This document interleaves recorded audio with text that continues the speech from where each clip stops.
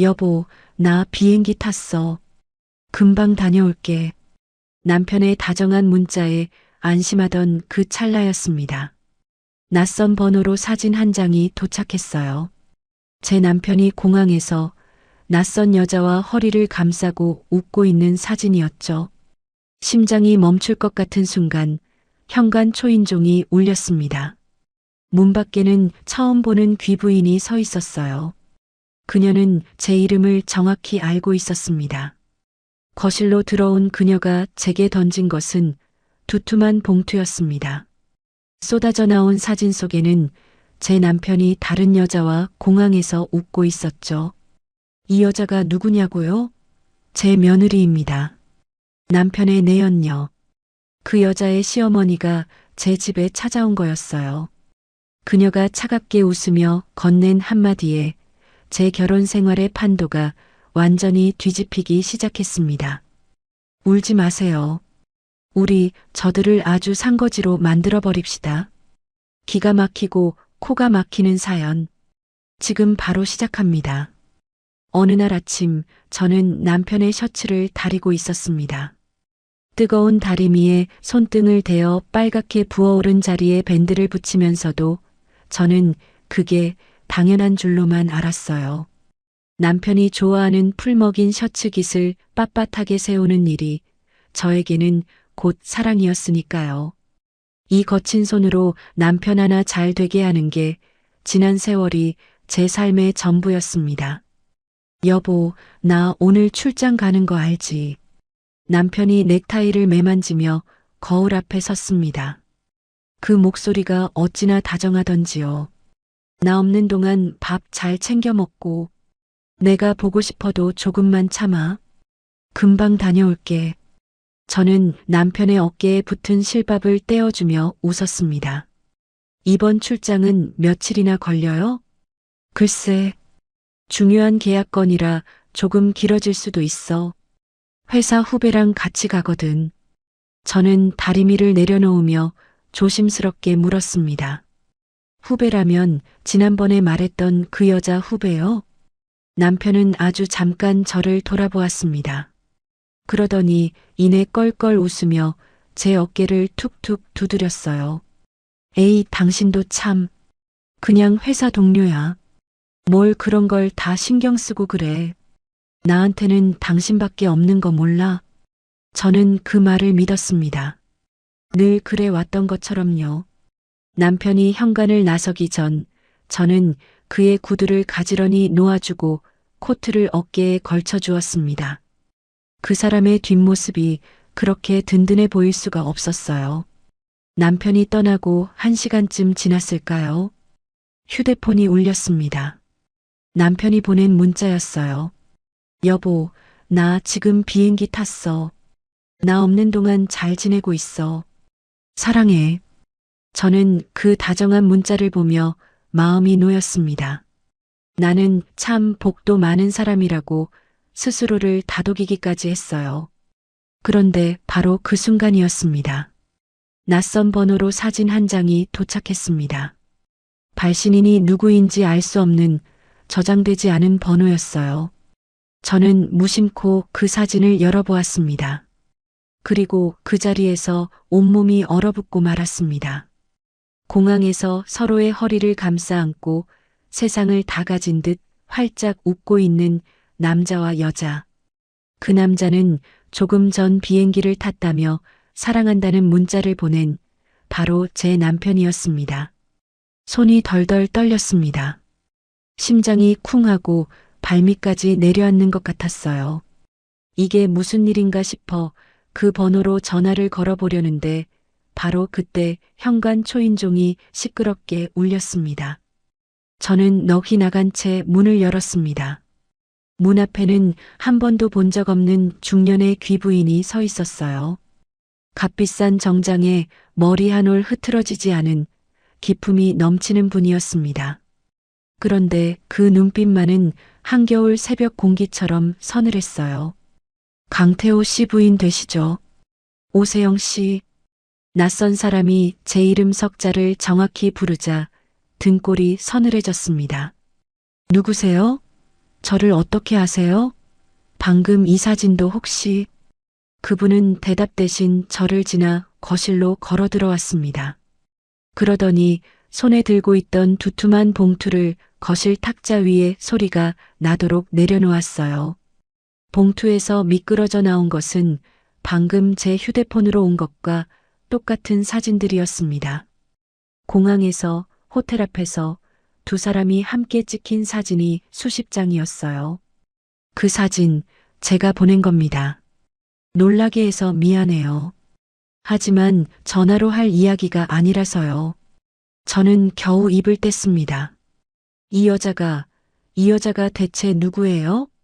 제 며느리입니다. 이름은 민서아라고 해요. 머릿속이 새하얘졌습니다. 제 아들의 아내이자 오세영 씨 남편의 내연녀입니다. 그리고 저는 저 여자의 시어머니 되는 사람이에요. 윤정욱이라고 합니다.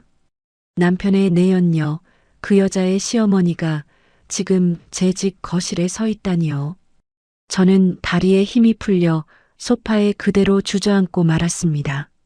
눈물이 왈칵 쏟아지려는데 그 부인이 저를 조용히 내려다보며 이렇게 말했습니다. 슬퍼할 시간 없어요, 세영 씨. 저는 젖은 눈으로 그분을 올려다보았습니다. 저 두 사람은 지금 이 순간에도 손을 잡고 비행기 안에서 웃고 있어요. 우리가 여기서 울고만 있으면 저 사람들은 평생을 웃으면서 삽니다. 그러니 지금은 멍하니 슬퍼하고 있을 때가 아니에요. 정신 똑바로 차리셔야 해요. 저는 태어나서 그런 사람을 처음 보았습니다. 제 며느리의 잘못 앞에서 자식을 감싸지도 소리내어 울지도 않는 사람을요. 그분은 마치 썩은 살을 도려내는 의사처럼 차갑고 정확했습니다. 여사님은 어떻게 저를 찾아오실 생각을 다 하셨어요. 이대로 두면 억울하게 당하는 건 우리뿐이니까요. 저 두 사람 지금 세상 무서운 줄 모르고 남의 인생을 짓밟고 있어요. 그래서 세영 씨한테 부탁 하나 하려고 왔습니다. 그분은 잠시 저를 지그시 바라보더니 아주 또렷한 목소리로 말했습니다. 우리 동맹 맺읍시다. 당신의 도움이 절실하게 필요해요. 동맹이라뇨. 저 두 사람이 스스로 판 무덤에 스스로 걸어 들어가게 만드는 거예요. 그러려면 남편 곁에 있는 세영 씨 손이 꼭 필요해요. 나 혼자서는 절대 못해요. 하지만 세영 씨하고 나, 우리 둘이 손을 잡으면 저것들을 아주 산거지로 만들어버릴 수 있어요. 산거지.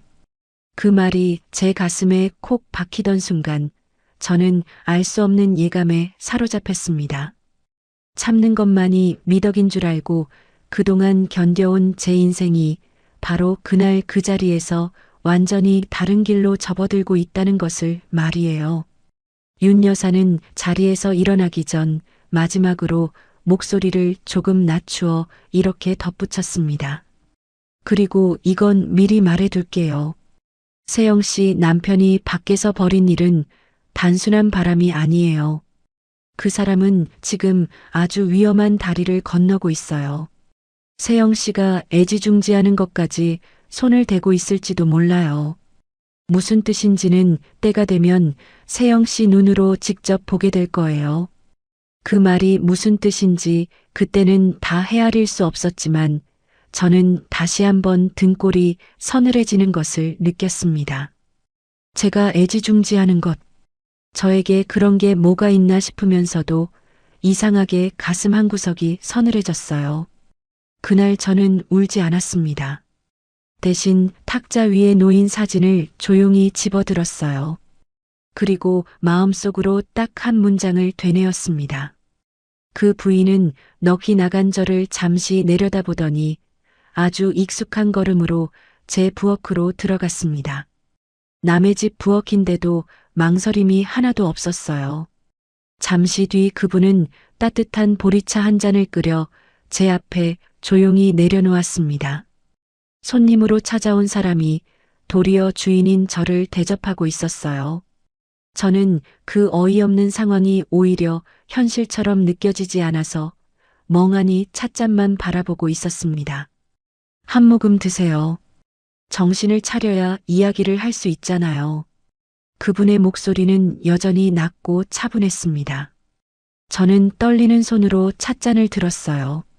따뜻한 기운이 손끝을 타고 올라오자 그제야 억눌렀던 눈물이 뚝뚝 떨어지기 시작했습니다. 저는 올해 58살이 된 오세영이라고 합니다. 남편과 결혼한 지 벌써 28년이 되었어요. 저희 친정은 넉넉한 형편이 아니었습니다. 친정 어머니는 새벽부터 남의 집 싹바느질을 하며 저를 키우셨거든요. 어머니의 손끝은 늘 바늘에 찔려 성한 날이 없었지만 그 손으로 지은 옷은 온 동네에서 제일 곱다는 소리를 들었습니다. 저는 그 손재주 하나를 물려받았어요. 커튼 하나, 밥상보 하나도 반듯하게 지어 놓아야 마음이 놓이는 사람이었습니다. 결혼 초에는 남편의 사업이 여러 번 기울었습니다. 빚쟁이가 집으로 찾아오던 날도 있었어요. 그때마다 저는 새벽 5시에 일어나 식당 주방으로 나갔습니다. 하루같이 뜨거운 국솥 앞에 서서 손목이 시큰거리도록 일했어요. 남편이 다시 일어설 수만 있다면 제 손이 조금 상하는 것쯤은 아무것도 아니라고 믿었거든요. 그렇게 저는 이 집과 남편을 위해 손끝이 닳도록 살았습니다. 저는 그 이야기를 윤 여사 앞에서 조금씩 털어놓았습니다. 왜 그랬는지 모르겠어요. 처음 보는 사람인데도 이상하게 이분 앞에서는 마음속 이야기가 술술 흘러나왔습니다. 여사님, 저는 정말 아무것도 몰랐어요. 남편이 저한테 늘 사랑한다고 세상에 저밖에 없다고 했거든요. 저는 그 사람 하나 믿고 이 손이 다 닳도록 살았는데 말을 다 잊지도 못하고 저는 어깨를 들썩였습니다. 그런데 그분은 제 등을 쓸어주지도 저와 함께 울어주지도 않았어요. 대신 아주 조용히 그러나 단단한 목소리로 말했습니다. 세영 씨, 그 눈물 지금 흘리기에는 너무 아까워요. 슬퍼할 시간이 없어요. 저는 젖은 눈으로 그분을 올려다보았습니다. 그 서늘한 눈빛 안에 제가 미처 헤아리지 못한 깊은 그늘 같은 것이 스쳐 지나가는 것을 보았어요. 내가 이걸 어떻게 아는 줄 아세요? 나도 아주 오래전에 세영 씨하고 똑같은 자리에 앉아서 밤새 울어본 사람이거든요. 그 말에 저는 흐르던 눈물마저 멈추고 말았습니다. 그분은 창밖을 잠시 바라보더니 오래 묻어두었던 이야기를 천천히 꺼냈습니다. 젊은 시절 그분의 남편도 밖에서 다른 여자를 두고 살았다고 했어요. 온 집안 어른들이 그 사실을 다 알면서도 남자가 다 그런 거라며 그저 참으라고만 했다더군요. 그분은 어린 자식과 집안 체면을 생각해서 무려 10수년을 못 본 척 삼키며 살았다고 했습니다. 그러다 남편이 병으로 세상을 떠난 뒤에야 비로소 깨달았다고 해요. 자기가 참고 견딘 그 긴 세월이 남편에게는 용서가 아니라 편히 숨을 방패막이었다는 것을요. 나는 그때 슬퍼하기만 했어요. 참는 게 미덕인 줄로만 알았거든요. 그런데 세영 씨, 참는다고 세상이 나를 착한 사람으로 봐주던가요? 아니에요. 그저 만만한 사람으로 볼 뿐이에요. 그래서 나는 오래전에 결심했어요. 다시 이런 일이 내 눈앞에 벌어지면 그때는 절대로 조용히 넘어가지 않겠다고 말이에요. 저는 그 말을 들으며 온몸에 소름이 돋았습니다. 이분은 지금 남의 일로 저를 찾아온 것이 아니었어요. 자기 인생에서 삼키기만 했던 억울함을 이번에야말로 제대로 풀어내려는 사람이었습니다. 저는 조심스럽게 물었습니다. 그런데 여사님은 며느님이 제 남편과 그런 사이라는 걸 어떻게 아셨어요? 그분의 입가에 씁쓸한 웃음이 스쳐 지나갔습니다. 내 아들이 3년 전에 그 아이와 결혼을 했어요. 우리 아들은 제 아내를 하늘에서 내려온 천사인 줄 알아요. 착하고 순한 아이거든요. 그런데 어미 눈은 못 속이더군요. 며느리가 분수에 맞지 않는 명품을 걸치고 다니고 주말마다 친구를 만난다면서 자꾸 거짓말을 하고 하루는 내가 조용히 그 뒤를 밟아봤어요. 그 끝에 서 있던 남자가 바로 세영 씨 남편이었습니다. 저는 손끝이 싸늘하게 식는 것을 느꼈습니다. 그리고 겨우 목소리를 짜내어 다시 물었어요. 그럼 아드님은 이 사실을 알고 있나요? 제 물음에 그분의 표정이 처음으로 흔들렸습니다. 서늘하던 눈가에 잠깐이지만 물기 같은 것이 어렸어요. 아니요. 우리 준영이는 아직 아무것도 몰라요. 제 아내가 밖에서 무슨 짓을 하고 다니는지 꿈에도 모른 채 매일 웃으며 출근을 해요. 그 아이 얼굴을 볼 때마다 가슴이 미어지지만 지금은 알려줄 수가 없어요. 섣불리 알렸다가는 저것들이 증거를 다 없애버릴 테니까요. 그러니 세영 씨, 우리 준영이한테는 절대로 아무 말도 하면 안 돼요. 그 아이가 진실을 알게 되는 날은 내가 정해둔 바로 그날이어야 하거든요. 저는 그 말 속에 담긴 어미의 아픔을 느끼며 조용히 고개를 끄덕였습니다. 그리고 그 순간 그동안 애써 못 본 척 눌러두었던 기억들이 하나씩 떠올랐어요. 남편의 통장에서 큰 돈이 자꾸 빠져나가던 것. 새벽 1시가 넘어서야 들어오던 날들. 셔츠에 배어있던 낯선 향수 냄새. 저는 사실 다 알고 있었는지도 모릅니다. 다만 알고 싶지 않았을 뿐이었어요. 그런데 그 돈 이야기가 떠오르자 문득 마음에 걸리는 것이 하나 있었습니다. 여사님, 사실은 얼마 전에 좀 이상한 일이 있었어요.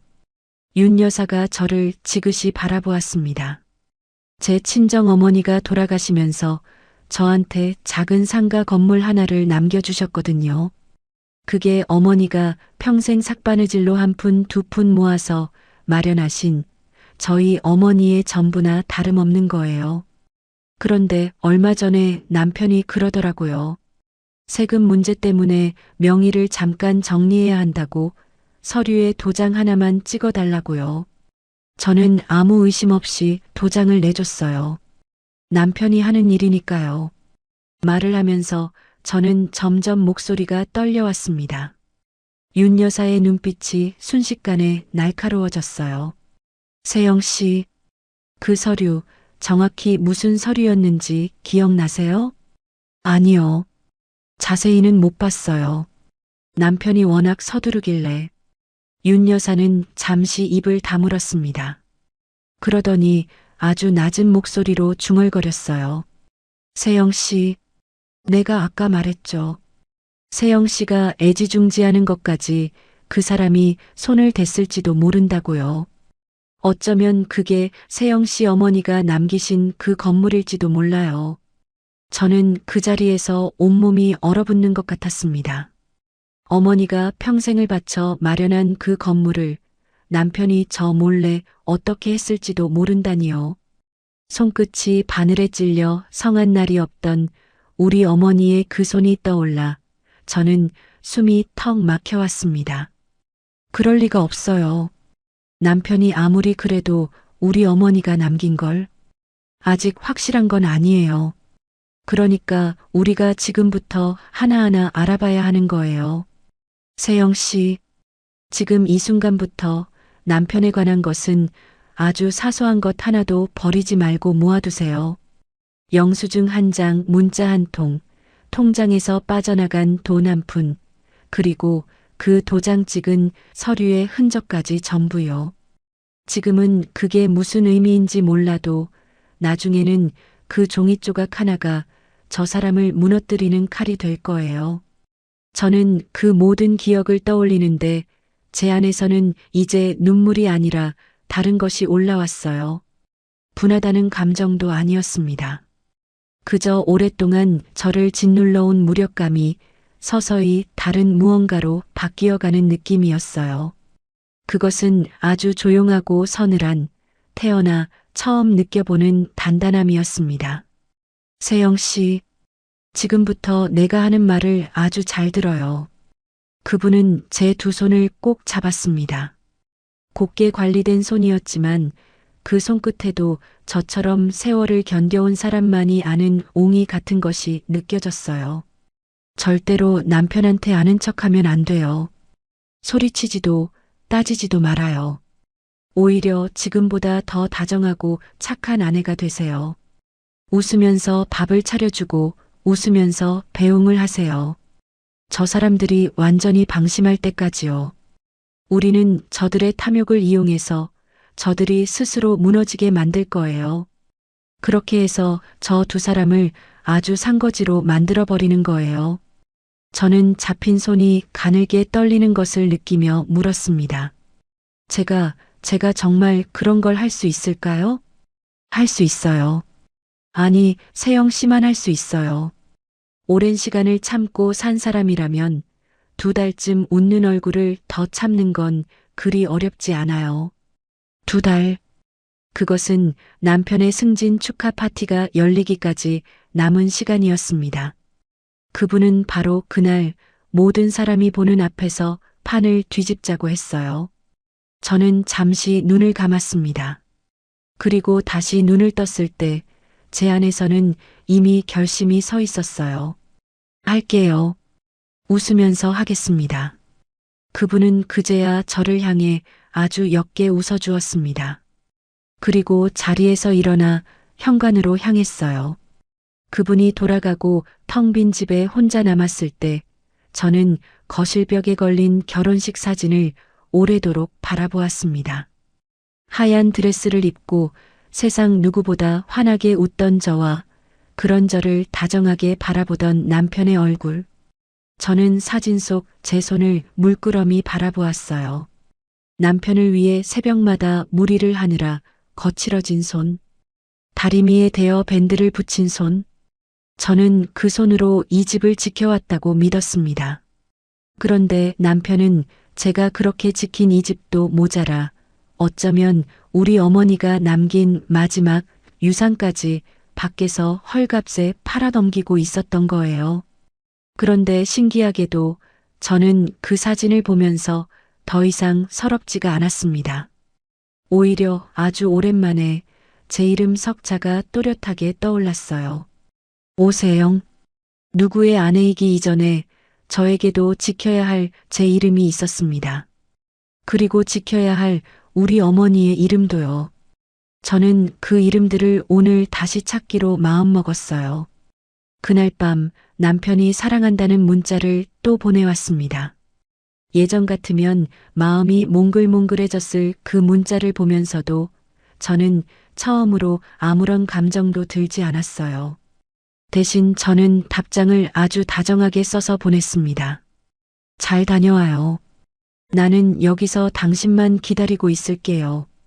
답장을 보내고 나서 저는 남편의 서재문을 가만히 바라보았습니다. 저 안 어딘가에 제가 찍어준 그 도장의 흔적이 남아있을지도 몰랐어요. 우리 어머니의 평생이 담긴 그 건물이 지금 어떻게 되어 있는지 저는 반드시 제 두 눈으로 확인해야 했습니다. 그렇게 저는 세상에서 가장 착한 아내를 연기하기 시작했습니다. 그 웃음 뒤에 어떤 칼을 숨기고 있는지 남편은 꿈에도 알지 못한 채로 말입니다. 남편이 출장을 마치고 돌아오기로 한 전날 밤이었습니다. 저는 화장실 거울 앞에 오래도록 서 있었어요. 거울 속에는 눈이 퉁퉁 부은 한 여자가 저를 마주보고 있었습니다. 이런 얼굴로는 절대 남편을 속일 수 없었어요. 저는 두 손으로 뺨을 문지르고 입꼬리를 억지로 끌어올려 보았습니다. 그런데 웃는다는 게 그렇게 어려운 일인 줄 몰랐습니다. 입은 웃는데 눈에서는 자꾸만 눈물이 흘렀거든요. 여보, 잘 다녀왔어요? 많이 피곤하죠? 거울 속 저에게 그렇게 말을 걸어보았어요. 목소리가 떨려서 몇 번이나 다시 해야 했습니다. 이 나이가 되어서야 저는 처음으로 웃는 법을 다시 배우고 있었어요. 지난 세월이 통째로 거짓말이었을지도 모른다는 생각에 저는 거울 앞에서 또 한참을 그렇게 서 있었습니다. 다음 날 저녁 남편이 현관문을 열고 들어왔습니다. 저는 앞치마를 두른 채 환하게 웃으며 남편을 맞았어요. 여보, 오느라 고생 많았죠. 당신 좋아하는 갈비찜 해놨어요. 얼른 씻고 나와요. 남편이 능글맞게 웃으며 제 어깨를 감쌌습니다. 그 손이 며칠 전까지 다른 여자의 허리를 감싸고 있던 손이라고 생각하니 온몸에 소름이 돋았어요. 그런데 신기하게도 저는 웃을 수 있었습니다. 어젯밤 내내 연습한 그 미소가 마치 오래 써온 가면처럼 제 얼굴에 딱 들어맞았거든요. 그날부터 저는 두 사람이 되었습니다. 낮에는 세상에서 가장 다정하고 착한 아내로 웃었고, 밤에는 남편이 잠든 사이 조용히 움직이는 사람이 되었어요. 남편의 양복 안주머니에서 나온 호텔 영수증, 서랍 깊숙이 감춰둔 여자 향수, 휴대폰에 잠깐씩 뜨는 낯선 이름의 문자. 저는 그것들을 하나하나 사진으로 찍어 윤 여사에게 보냈습니다. 그때마다 그분은 늘 짧게 답장을 보내왔어요. 잘하고 있어요. 조금만 더 힘내요 하고요. 지금까지 함께 산 남편에게서는 한 번도 받아본 적 없는 진짜 내 편이 있다는 느낌이었습니다. 그렇게 며칠이 지난 어느 주말 남편이 그 여자를 집으로 데려왔습니다.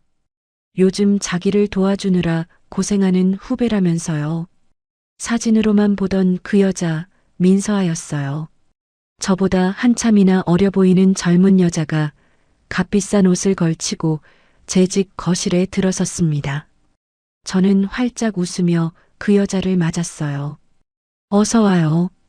우리 남편 잘 챙겨줘서 늘 고마워요. 아유, 아니에요, 사모님. 팀장님이 워낙 잘해주셔서 제가 더 감사하죠. 그 여자는 상냥하게 웃으며 인사했지만 저를 위아래로 훑어보는 그 눈빛만은 숨기지 못했습니다. 갈비찜을 상에 올리는데 그 여자가 제 손을 힐끗 보더니 생글생글 웃으며 말했어요.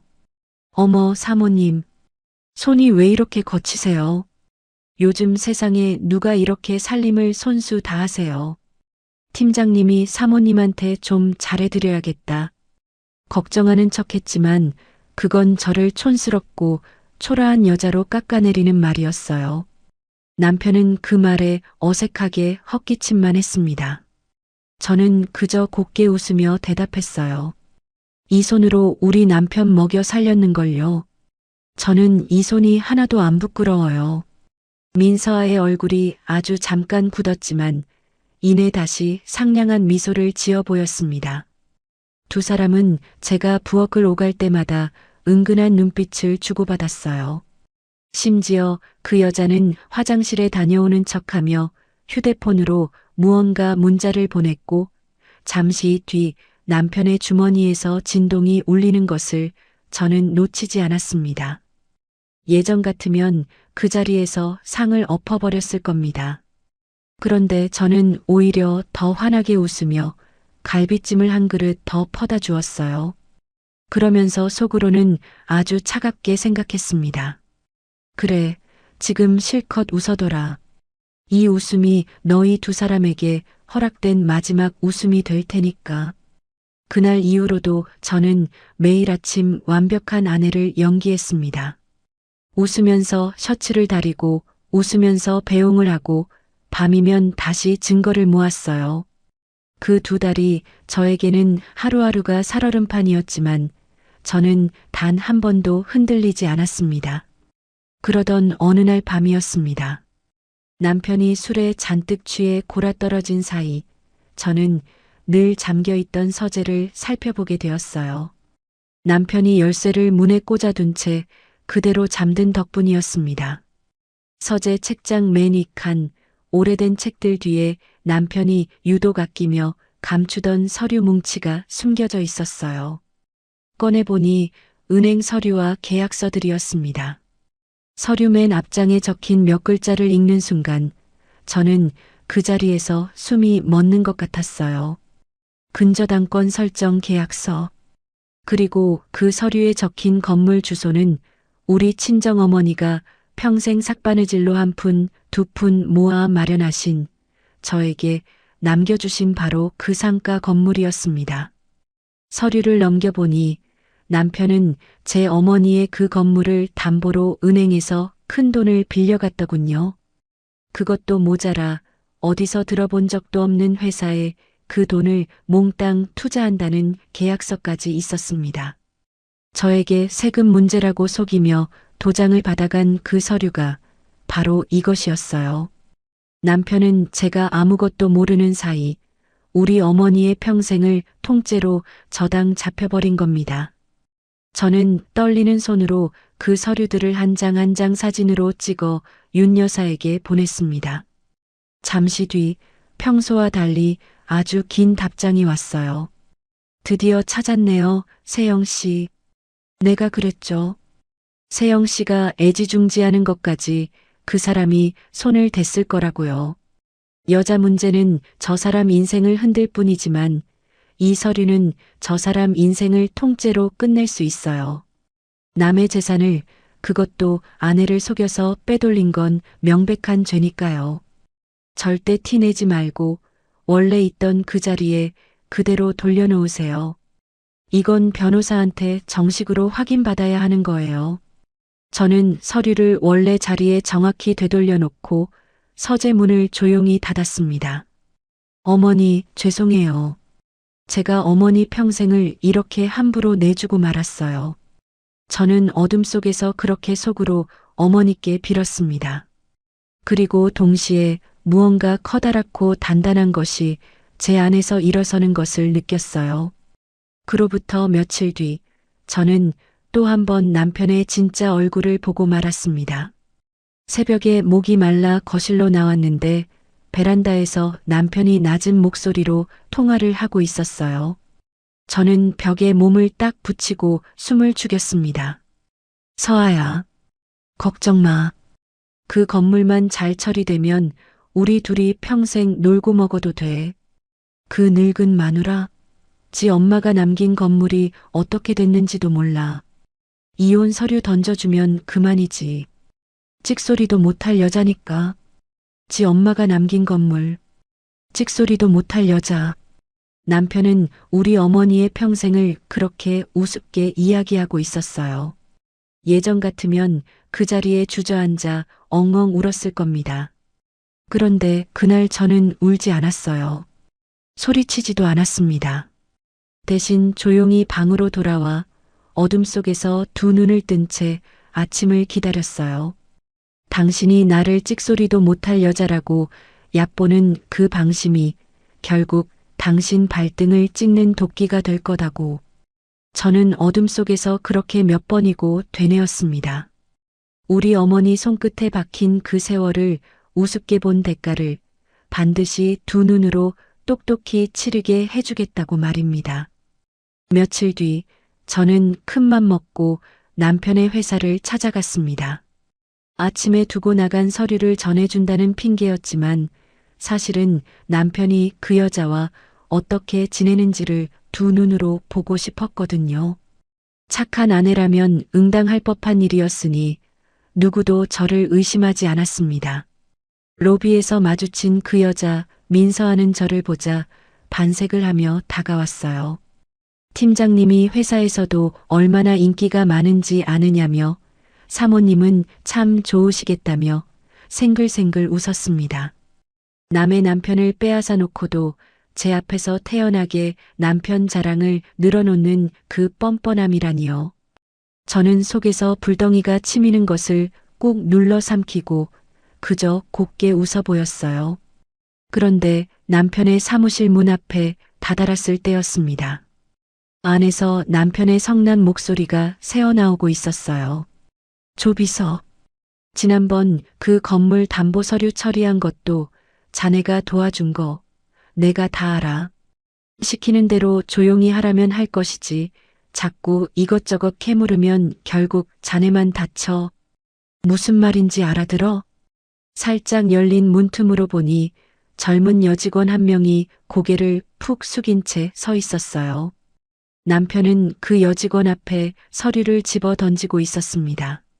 건물 담보 서류라는 말에 제 심장은 또 한 번 철렁 내려앉았어요.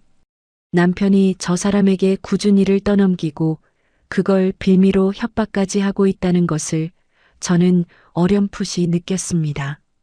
잠시 뒤 남편이 자리를 비운 사이 그 여직원이 복도로 나와 계단 구석에서 조용히 눈물을 훔치고 있었습니다. 저는 도저히 그냥 지나칠 수가 없었어요. 가방에서 손수건을 꺼내 그 사람에게 내밀었습니다. 이거 쓰세요. 많이 속상했죠. 사람이 힘들 때는 누구 한 사람이라도 내 편이 있다고 느끼는 게 참 중요하더라고요.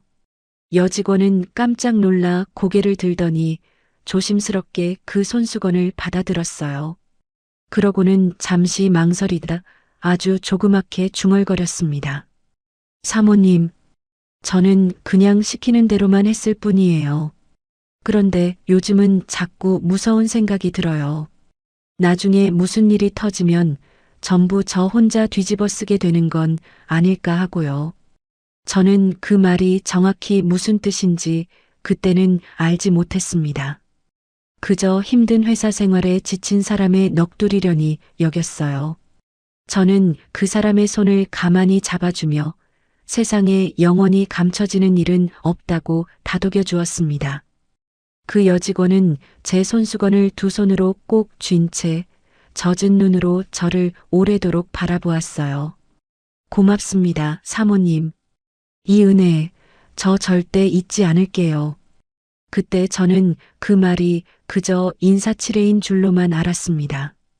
그 손수건 한 장이 훗날 어떤 엄청난 일을 불러오게 될지 그때의 저는 꿈에도 알지 못했어요.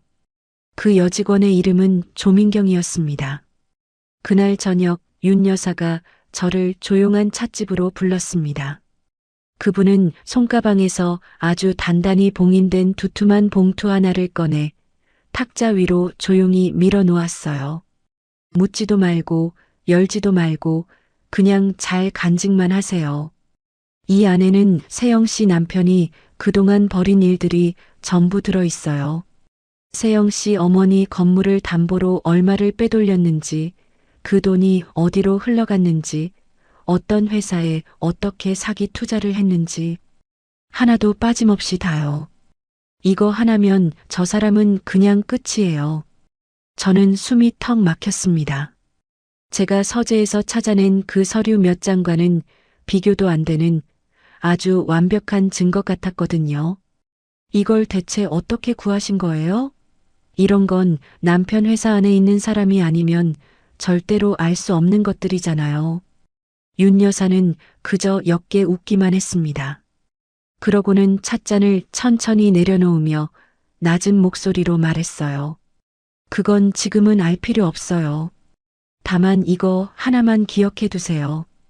이 안의 이야기를 나한테 전해준 사람은 세영 씨가 생각하는 것보다 훨씬 가까이에 있어요. 그리고 그 사람은 아주 뜻밖의 이유로 우리 편이 되었어요. 저는 그 말이 도무지 무슨 뜻인지 알 수가 없었습니다. 남편의 회사 안에 그 사람의 모든 비밀을 알고 있는 누군가가 우리 편이라니요. 아무리 머리를 굴려봐도 짐작 가는 사람이 없었어요. 윤 여사는 그런 저를 물끄러미 보더니 다시 입을 열었습니다. 이 증거들 그냥 사람들 앞에서 터뜨린다고 되는 게 아니에요. 나는 이미 변호사를 통해서 이게 법적으로 효력이 있는지 하나하나 다 확인해 뒀어요. 경찰에도 조용히 이야기를 넣어뒀고요. 우리는 그저 감정으로 소리치는 게 아니라 법이 정한 테두리 안에서 저 사람을 심판하는 거예요. 저는 그 말에 비로소 마음이 놓였습니다. 이건 단순한 분풀이가 아니었어요. 하나부터 열까지 빈틈없이 준비된 아주 정당한 심판이었습니다. 그럼 이제 언제 하는 거예요? 한 달 뒤에요. 세영 씨 남편 승진 파티. 모두가 지켜보는 그 자리에서 저들이 도망칠 구멍이 하나도 남지 않을 때까지 하나씩 벗겨낼 거예요. 저는 조심스럽게 물었습니다. 그런데 여사님, 아드님은요? 그날 그 자리에 오시나요? 제 물음에 윤 여사의 눈빛이 잠시 흔들렸습니다. 올 거예요. 내가 부를 거예요. 우리 준영이는 자기 아내가 어떤 사람인지 두 눈으로 직접 봐야 해요. 그래야 그 아이가 나중에라도 미련 없이 그 여자를 놓을 수 있어요. 가슴이 찢어지지만 그게 그 아이를 살리는 길이에요. 저는 자식을 위해 일부러 그 참혹한 자리를 마주하게 하려는 어미의 마음이 얼마나 모질고도 아픈지 그제야 조금은 알 것 같았습니다.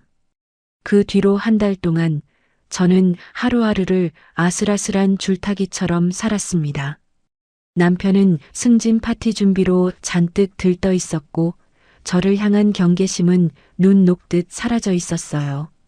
그럴수록 저는 더 다정하게, 더 완벽한 아내를 연기했습니다. 남편이 방심하면 할수록 그 파티장에서의 몰락은 더 처참해질 테니까요. 그날 밤 저는 봉인된 봉투를 옷장 맨 안쪽 깊숙한 곳에 숨겨두고 벽에 걸린 달력을 가만히 바라보았습니다. 남편의 승진 축하 파티까지 이제 딱 한 달. 저는 그 봉투를 언제 어떻게 열어야 하는지 아직 알지 못했지만 한 가지만은 분명하게 느낄 수 있었어요. 이제 남편이 웃으며 걸어가는 그 길 끝에는 까마득한 낭떠러지가 기다리고 있다는 것을요. 우리 어머니의 평생을 우습게 짓밟은 그 대가를 저 사람은 곧 온몸으로 치르게 될 거예요. 그리고 그 낭떠러지 앞에서 조용히 웃고 서 있을 사람은 다름 아닌 저라는 것을 말입니다. 드디어 파티를 하루 앞둔 밤이었습니다. 윤 여사가 저를 자신의 집으로 불렀어요. 처음 가본 그분의 집은 과연 소문대로 대단했습니다. 넓은 거실 한가운데에 서 있으니 이렇게 반듯한 분이 어쩌다 그런 며느리를 들이게 되었나 싶어 마음이 씁쓸해지기도 했어요. 벽에는 젊은 시절의 윤 여사와 어린 아들이 함께 찍은 빛바랜 사진이 걸려 있었습니다. 홀로 자식을 키우며 이 큰 살림을 일궈온 세월이 그 사진 한 장에 고스란히 담겨 있는 것 같았어요. 그분은 저를 서재로 데려갔습니다. 커다란 탁자 위에는 그동안 우리가 모은 모든 증거가 종류별로 가지런히 정리되어 있었어요. 남편과 민서아가 주고받은 문자, 공항에서 찍힌 사진, 호텔 결제 내역, 그리고 그 봉투 속 서류까지. 저는 그 앞에서 잠시 숨이 막혔습니다. 오늘 밤 우리 마지막으로 한번 맞춰봐요. 윤 여사가 안경을 고쳤으며 말했습니다. 그러고는 마치 연극 연습을 하듯 내일 있을 일을 하나하나 차분히 짚어나갔어요. 내일 파티가 한창 무르익고 남편이 감사 인사를 하려고 마이크를 잡을 거예요. 바로 그때 세영 씨가 나한테 눈짓을 보내요. 그러면 내가 미리 준비해둔 화면을 하나씩 띄울 거예요. 순서가 아주 중요해요. 처음부터 큰 걸 터뜨리면 안 돼요.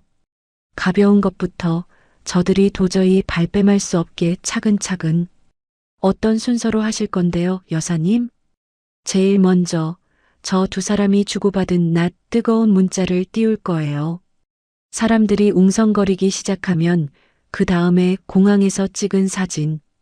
그래도 발뺌하려 들면 호텔이며 명품 매장 결제 내역을 하나씩.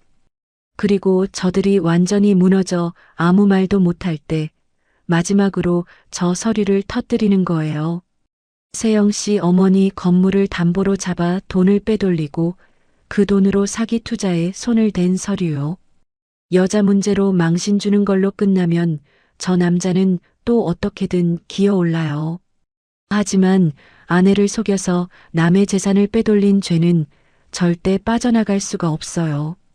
저는 그 치밀한 순서에 등골이 다 서늘해졌습니다. 윤 여사는 정말이지 감정이 아니라 머리로 판을 짜는 사람이었어요. 제가 그 자리에서 정말 웃고 있을 수 있을까요? 제가 떨리는 목소리로 묻자 윤 여사는 제 두 손을 꼭 잡아주었습니다. 웃어야 해요. 세영 씨가 흔들리면 저들이 금방 눈치를 채요. 지난 2달 동안 매일 아침 웃어온 것처럼 딱 그렇게만 하면 돼요. 그 미소가 저들에게는 세상에서 가장 무서운 칼이 될 거예요. 그런데 여사님, 그 화면은 대체 누가 띄우는 거예요? 그건 걱정 말아요. 그 자리 안에 우리를 도와줄 사람이 이미 준비돼 있으니까요. 저는 또 그 정체 모를 조력자가 궁금했지만 윤 여사는 더 이상 말해주지 않았습니다. 대신 저는 문득 걱정이 되어 다시 물었어요. 이렇게 사람들 앞에서 다 터뜨렸다가 혹시 우리가 무슨 봉변을 당하는 건 아닐까요? 윤 여사는 천천히 고개를 저었습니다. 그건 걱정 말아요. 내가 이미 변호사와 다 상의를 해뒀어요. 그리고 내일 그 자리에는 경찰도 조용히 나와 있을 거예요. 우리는 법이 정한 테두리 안에서 저들을 심판하는 거예요. 우리 손에 피 한 방울 묻히지 않고 저들이 스스로 지은 죄로 스스로 무너지게 만드는 거죠. 그게 가장 우아하고 가장 완벽하게 산거지로 만드는 방법이에요. 저는 그 말에 비로소 마음이 놓였습니다. 이건 단순한 분풀이가 아니었어요. 철저하게 준비된 아주 정당한 심판이었습니다. 그날 밤 집으로 돌아온 저는 옷장에서 드레스 한 벌을 꺼냈습니다. 결혼기념일에 남편이 사주었던 딱 한 번 입고 고이 넣어두었던 옷이었어요. 저는 그 드레스를 몸에 대어보며 거울 앞에 섰습니다. 거울 속에는 2달 전 눈이 퉁퉁 붓도록 울던 그 여자가 아니라 눈빛이 서늘하게 가라앉은 낯선 여자가 서 있었어요. 저는 그 여자를 향해 조용히 미소를 지어 보았습니다. 이제 웃는 일은 하나도 어렵지 않았어요. 문득 지난 2달이 주마등처럼 스쳐갔습니다. 남편의 다정한 거짓말, 그 여자의 비웃음, 서재에서 찾아낸 그 서류, 그리고 저에게 손을 내밀어준 윤 여사. 저는 그 모든 시간을 지나 마침내 제 이름 석자를 되찾는 문 앞에 서 있었어요. 오세영. 저는 그 이름을 마음속으로 한 번 더 또렷하게 불러보았습니다. 그리고 우리 어머니의 이름도요. 드디어 파티 당일 아침이 밝았습니다. 남편은 새 양복을 차려입고 거울 앞에서 연신 넥타이를 매만졌어요. 오늘 임원 승진이 확정되는 자리라며 그 어느 때보다 잔뜩 들떠 있었습니다. 여보, 나 오늘 어때? 근사하지? 그럼요. 우리 남편이 회사에서 제일 멋지죠. 오늘 주인공인데 당연히 근사해야죠. 저는 남편의 넥타이를 매만져주며 활짝 웃었습니다. 남편은 흡족한 얼굴로 제 볼에 가볍게 입을 맞췄어요. 당신도 얼른 준비해. 오늘 당신이 내 옆에 있어줘야 그림이 완성되니까. 저는 속으로 조용히 생각했습니다. 그래요. 오늘 내가 당신 옆에 꼭 붙어 있어 줄게요. 당신이 무너지는 그 순간을 가장 가까이에서 두 눈으로 지켜봐줘야 하니까요. 파티는 시내의 한 특급 호텔 연회장에서 열렸습니다. 넓지만 문이 닫히면 바깥 세상과 완전히 분리되는 그런 공간이었어요. 연회장에 들어서며 저는 사람들 사이에서 조용히 서 있는 윤 여사를 발견했습니다. 그분은 저와 눈이 마주치자 아주 미세하게 고개를 끄덕여 보였어요. 다 준비됐으니 걱정 말라는 신호였습니다. 그 한 번의 눈짓에 저는 마지막 남은 두려움까지 내려놓을 수 있었어요. 회사 임원들과 거래처 사람들, 남편의 동료들이 하나둘 자리를 채웠습니다. 다들 남편에게 다가와 승진을 축하한다며 손을 내밀었어요. 남편은 세상을 다 가진 사람처럼 환하게 웃으며 그 손들을 맞잡았습니다. 그리고 그 사람들 틈에 민서아도 있었습니다. 유능한 여자 후배의 얼굴을 하고서요. 그 여자는 저를 발견하고는 아무렇지 않게 다가와 인사를 건넸어요. 사모님 오셨어요. 오늘 팀장님 정말 좋으시겠어요. 그러게요. 오늘 같은 날이 또 있을까 싶네요. 저는 그 여자를 향해 세상에서 가장 다정한 미소를 지어 보였습니다. 이 여자도 저 남자도 오늘 이 자리가 자기 인생 최고의 날이라고 철석같이 믿고 있었어요. 그 달콤한 착각을 저는 굳이 깨워주고 싶지 않았습니다. 조금만 더 마음껏 웃게 놔두고 싶었거든요. 그때 저는 연회장 한쪽 구석, 화면과 음향 장비가 놓인 자리에서 낯익은 얼굴 하나를 얼핏 본 것 같았습니다. 어디서 봤더라. 잠깐 고개를 갸웃했지만 사람들 틈에 이내 묻혀버려 다시 찾을 수는 없었어요. 저는 대수롭지 않게 여기고 고개를 돌렸습니다. 그 얼굴이 누구였는지 제대로 깨달은 것은 한참 뒤의 일이었어요.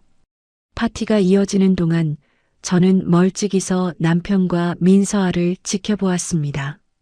두 사람은 사람들 눈을 피해 이따금 은밀한 눈빛을 주고받았어요. 남편이 잔을 들어 보이면 그 여자가 살짝 입꼬리를 올려 답하는 시기였습니다. 저 눈빛이 대체 얼마나 오래 저를 속여왔을까? 저는 잔을 든 손에 힘을 주었다가 이내 스르르 풀었어요. 오늘 밤이 지나면 저 은밀한 눈빛도 다시는 볼 수 없을 테니까요. 파티가 한창 무르익어갈 무렵이었습니다. 사회자가 오늘의 주인공을 소개하자 남편이 환한 얼굴로 마이크를 잡았습니다. 사람들의 박수가 우레처럼 쏟아졌어요. 이 자리에 와주신 여러분 정말 감사합니다. 제가 오늘 이 자리에 설 수 있었던 건 무엇보다 묵묵히 저를 뒷바라지해준 사랑하는 제 아내 덕분입니다. 남편의 목소리가 연회장에 낭낭하게 울려 퍼졌습니다. 사람들은 감동한 얼굴로 고개를 끄덕였고 덜어는 부러운 눈빛으로 저를 바라보기도 했어요. 참 다정한 남편을 두었다면서요. 저는 그 시선들 한가운데를 지나 한 걸음 한 걸음 남편에게로 걸어 나갔습니다. 심장이 세차게 뛰었지만 제 발걸음은 조금도 흔들리지 않았어요. 저는 남편의 곁에 서서 연회장 저편에 조용히 서 있는 윤 여사와 눈을 맞췄습니다. 바로 지금이었습니다. 저는 아주 천천히 그분을 향해 고개를 끄덕였습니다. 그 순간 연회장의 커다란 화면이 소리도 없이 환하게 켜졌습니다. 화면이 켜지기 며칠 전으로 잠시 이야기를 되돌려 보겠습니다. 그 파티가 있기 사흘 전 어느 오후였어요.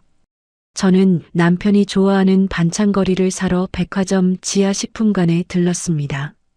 장바구니를 들고 이리저리 걸음을 옮기다가 위층 명품 매장 쪽으로 올라가는 에스컬레이터 앞에서 잠깐 멈춰 섰어요. 문득 그 여자가 늘 걸치고 다니던 값비싼 가방이 떠올랐거든요. 저 돈이 다 어디서 나왔을까? 이제는 그 출처를 훤히 알 것 같았습니다. 우리 어머니가 평생 삭바느질로 모은 그 건물에서 나온 돈이었을 테니까요. 그런데 바로 그때 위층에서 익숙한 목소리가 흘러내려왔습니다. 저는 반사적으로 기둥 뒤로 몸을 숨겼어요. 민서아였습니다. 그 여자가 한 손에 쇼핑백을 잔뜩 든 채 다른 손으로는 휴대폰을 귀에 대고 통화를 하고 있었어요. 목소리가 어찌나 큰지 아래층에 있는 저에게까지 또렷하게 들려왔습니다. 아유 언니, 나 지금 백화점이야. 태호 오빠가 카드 주면서 갖고 싶은 거 다 사라잖아. 이 남자 나한테 아주 껌뻑 죽어.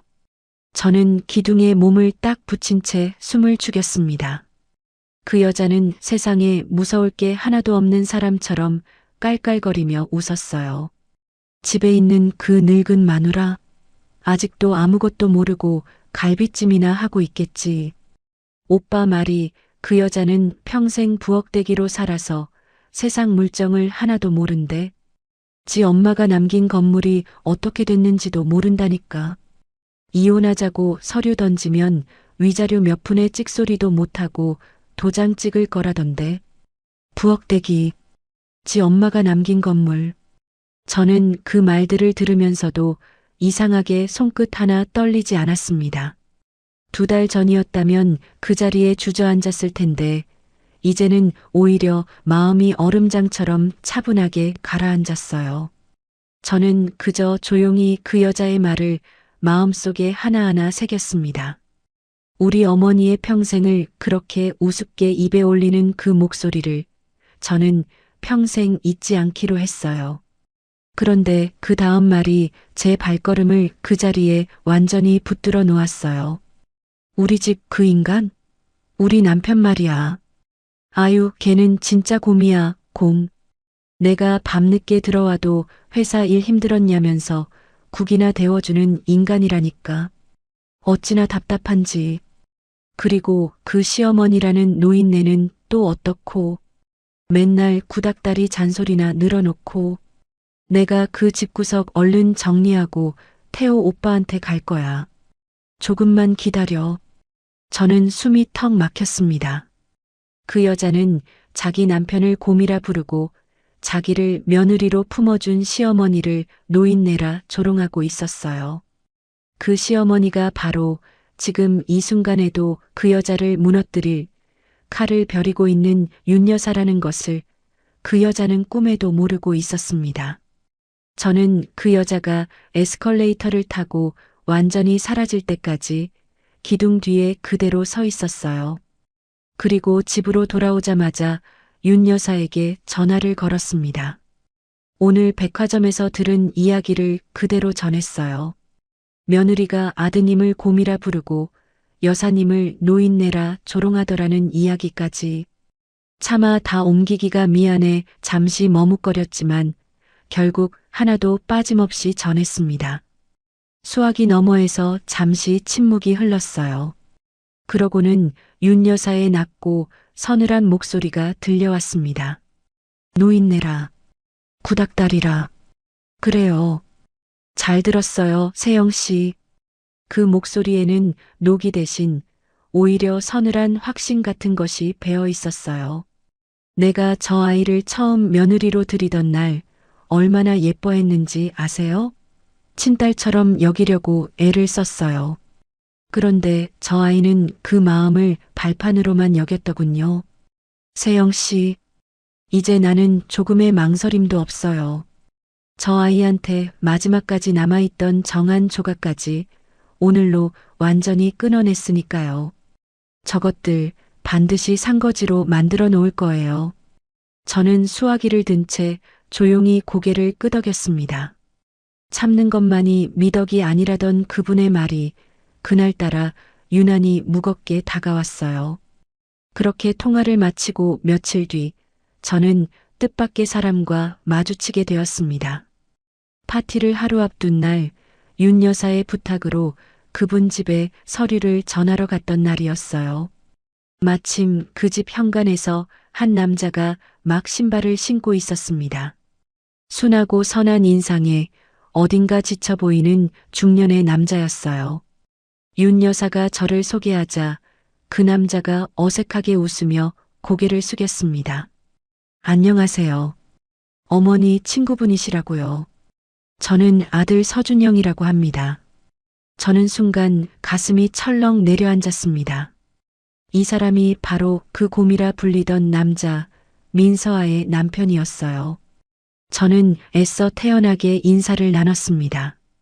그런데 그 사람의 얼굴에는 사람 좋은 웃음 뒤로 감출 수 없는 그늘이 짙게 드리워 있었어요. 윤 여사가 잠시 안으로 들어간 사이 서준영은 현관 앞에서 저에게 조심스럽게 말을 붙였습니다. 저기 실례가 안 된다면 하나만 여쭤봐도 될까요? 혹시 사모님은 부부가 서로 조금씩 멀어진다는 느낌이 들 때 어떻게 하시는지요? 저는 그 뜻밖의 질문에 잠시 말문이 막혔습니다. 그 사람은 제 대답을 기다리지도 않고 혼잣말처럼 이야기를 이어갔어요. 제 아내가요, 요즘 부쩍 늦게 들어와요. 친구를 만난다는데 어느 날은 옷에서 처음 맡아보는 향수 냄새가 나고 얼마 전에는 백화점에서 산 적도 없다는 넥타이가 서랍에서 나오더라고요. 남자 넥타이가 말이에요. 제 건 아닌데 제가 자꾸 이런 걸 마음에 담아두는 게 못난 짓인 걸까요? 저는 그 순간 심장이 쿵 내려앉았습니다. 이 선한 남자는 이미 무언가를 어렴풋이 느끼고 있었어요.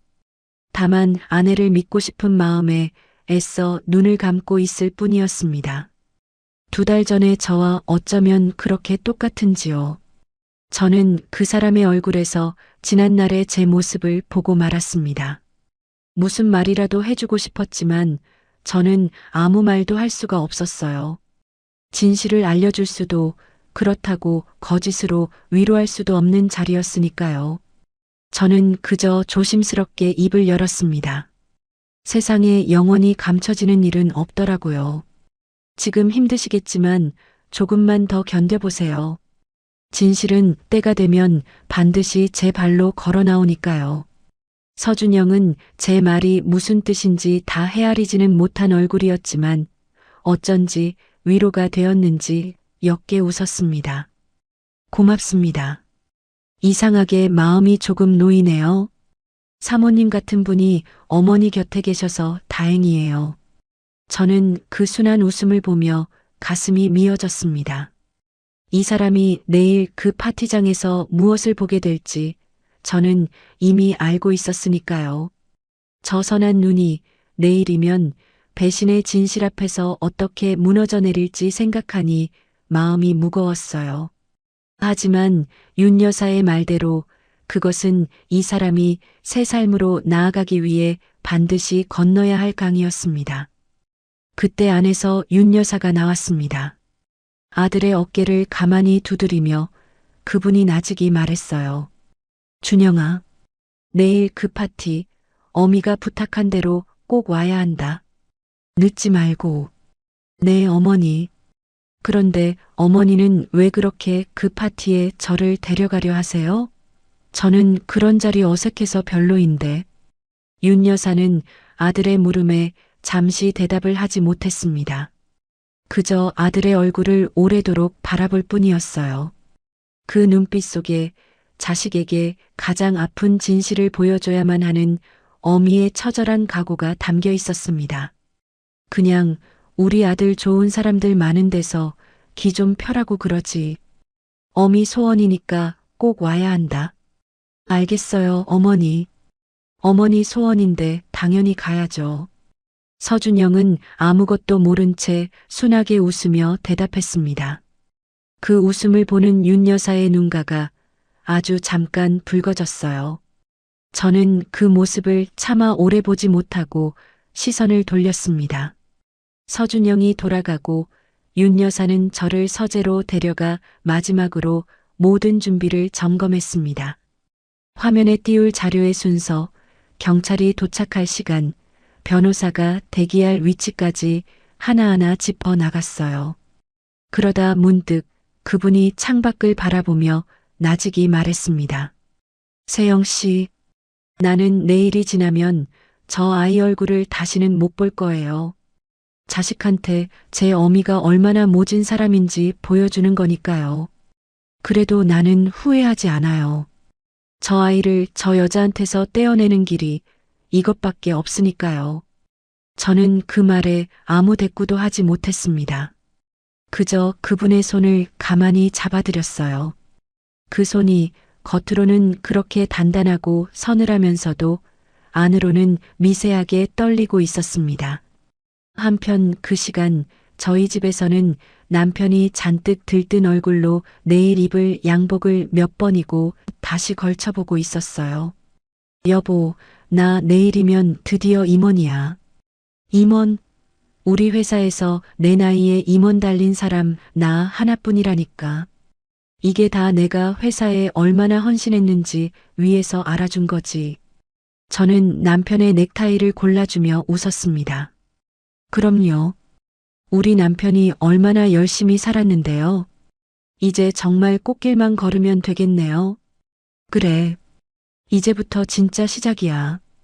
당신도 이제 부엌일 그만하고 좀 편하게 살아. 내가 호강시켜 줄게. 남편은 세상을 다 가진 사람처럼 호탕하게 웃었습니다. 자기 발밑에 낭떠러지가 입을 벌리고 있는 줄도 모른 채 그 사람은 그저 자기 인생의 꼭대기에 올라섰다고 믿고 있었어요. 저는 그 웃음을 보며 속으로 조용히 생각했습니다. 그래요. 실컷 웃어두세요. 사람은 가장 높이 올라섰다고 믿는 그 순간에 가장 깊이 떨어지는 법이니까요. 그날 밤 저는 옷장 깊숙이 숨겨둔 봉투를 꺼내 마지막으로 손끝으로 쓸어보았습니다. 이 얇은 종이 뭉치 안에 한 남자의 오만과 한 여자의 탐욕, 그리고 우리 어머니를 짓밟은 죄가 고스란히 담겨 있었어요. 저는 그것을 다시 조심스럽게 가방에 넣고 내일 입을 드레스를 다시 한번 매만졌습니다. 이제 정말 하루 뒤였습니다. 가장 빛나야 할 사람들이 가장 깊은 어둠 속으로 걸어 들어갈 그날이 말입니다. 저는 불을 끄고 자리에 누웠지만 쉽게 잠들 수 없었어요. 어둠 속에서 저는 마음속으로 딱 한 문장을 되뇌었습니다. 내일 나는 웃으면서 이 사람을 묻어주겠다고요. 소리치지도 울지도 않고 아주 우아하게 말입니다. 연회장의 커다란 화면이 소리도 없이 환하게 켜졌습니다. 사람들의 시선이 일제히 그리로 쏠렸어요. 남편은 여전히 마이크를 쥔 채 무슨 영상이 준비돼 있나 싶어 흐뭇하게 화면을 올려다보았습니다. 자기를 축하하는 감동적인 영상이라도 나오는 줄 알았던 거예요. 그런데 화면에 가장 먼저 떠오른 것은 커다랗게 확대된 문자 메시지였습니다. 곰 같은 우리 남편은 오늘도 야근인 줄 알 거야. 집에 있는 그 여자는 갈비찜이나 하고 있겠지. 오빠, 우리 이번 출장 때 실컷 놀다 오자. 연회장이 순간 물을 끼얹은 듯 조용해졌습니다. 사람들이 웅성거리기 시작했어요.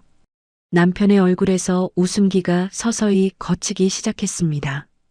저는 남편의 곁에 선 채 아주 옅은 미소를 지으며 화면을 바라보았어요. 저게 뭐야? 누가 장난을 치는 거야? 당장 화면 안 꺼?